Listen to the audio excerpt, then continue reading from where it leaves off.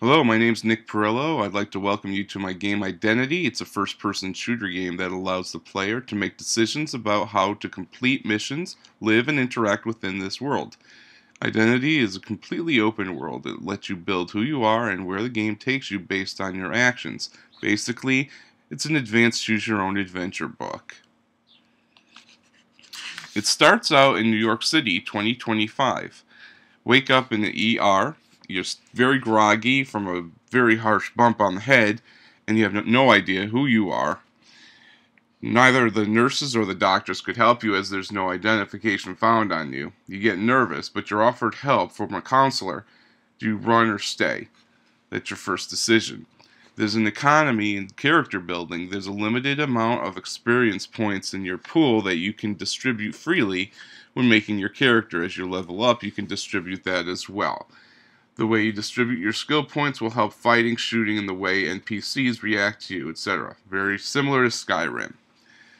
There are classes in the game. There's the poor, the middle class, and the upper class. There are possible movements between these classes as the game goes on, depending on the decisions you make and the money that you make. The richer you are, the more important the results of your actions on the world can be. Money's power, so drive responsibly. Quests. Quests, you get money, experience, or item from quests.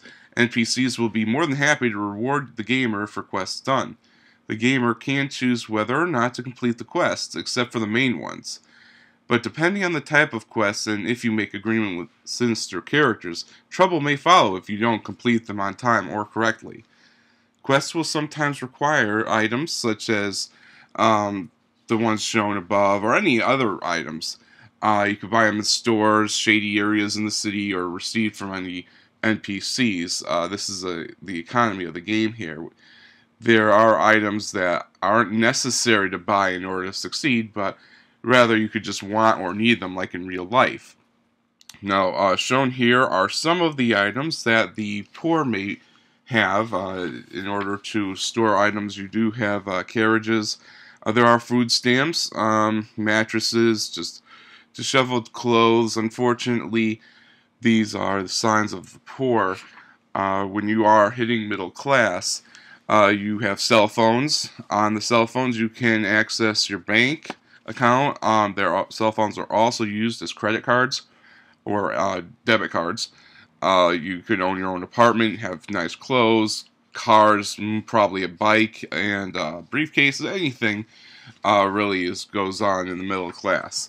Upper class. Upper class is really the cream of the crop. Ferraris, golden cell phones. Obviously, these are frivolous items, but they are available, and that is part of the game as well. Here you could. There are many stores in Identity. There are marketplaces with fresh food. There's mom and pop stores. There's your typical malls. There are any places any place in the world that sells items, so that's a store, and there are several of them. Also, there's the black market. The black market has hard to find items, items of high demand and low supply. They will be very pricey, and some of these items may be necessary for later missions. There are also very many services in the game. There are cabs, pizza delivery, there's restaurants, financial services, and there are also maids who can be hired. Again, these services do help your character a lot. You have relationships in the game. You could find friends in the world from an NPC, and if your NPC friends hang out together, they can become friends. And if you invest enough time with an NPC and become interested in them, you can find love with them if your relationship ties are high enough. Holidays such as Thanksgiving or Christmas, Martin Luther King Day, Earth Day, New Year's Eve, any time where there's a congregation of people in New York City, you'll see that in the world as well. It gives a sense of people getting together, makes the world a little bit easier and or actually real. Same here with events. You're going to see concerts on the green, parades. There's all sorts of things. On the bottom right, you see Comic-Con, things like this. Really, you'll see NPCs go to work, especially New England weather. New England weather affects the city because number one, you have to be prepared, and number two, you may not be able to get a pizza delivered in a blizzard like you would be able on a summer's day. It'll affect outdoor events and traffic as well. Current events, the news media will be able to tell you events in New York City, around the world, weather forecasts, other things worth noting. If you need an item, look in the news. Sorry, there's no newspapers in the future. If the player pays attention to the news, it tells an interesting story on how the world exactly did change in those few years. Criminal activities, just if as you have free will to do the right thing, you also have free will to do the wrong thing. Flip side to every coin.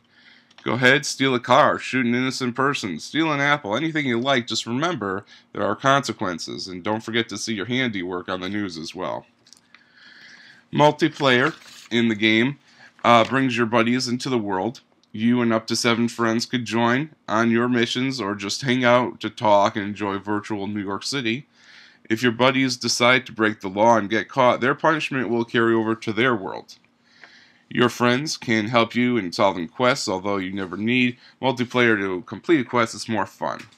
The world of Identity is completely interactive and immersive. It's a fun world, but that nagging question of who you are and how you lost your memory will always be there until you dig deep and find those answers. Thank you very much for watching. Again, my name's Nick Perillo, and have a good one.